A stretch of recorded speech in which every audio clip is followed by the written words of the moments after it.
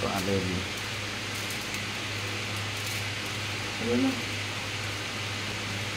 লবণ, চিনি, লঙ্কার গুঁড়ো দিয়ে বেগুনকে মাখিয়ে রাখলে খেতে স্বাদ হয়, খাস্তা হয়।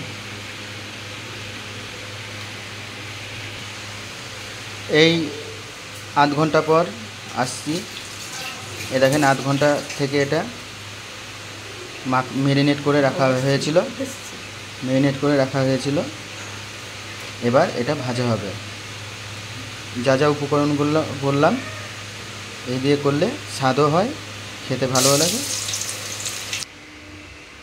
এবার ম্যারিনেট করা বেগুনগুলো এক এক করে ছেড়ে দিল।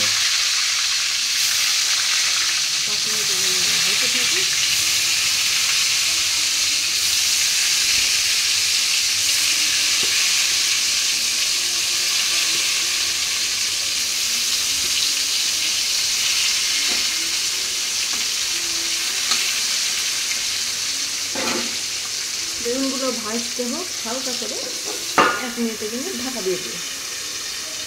বেগুনগুলো 1 মিনিটের জন্য ঢাকা দেওয়া হলো, 5 মিনিটের জন্য ভাজা হবে। তারপরে দেখুন কেমন হয়। দেখো ঢাকনা খুলে আস্তে আস্তে ভেজে নিতে হবে। দেখো বেগুন ভাজাটা হয়ে গেছে, তার উপরে তোমরা একটু হালকা হালকা পোস্ত ছিটিয়ে দিবে, খেতে অনেক সুস্বাদু হয়ে যাবে। তাহলে এইভাবে বাড়িতে ভেজে খেয়ে দেখুন, খুবই সুন্দর লাগবে খেতে। প্লিজ লাইক অ্যান্ড সাবস্ক্রাইবটা করে দিবেন। ঠিক আছে।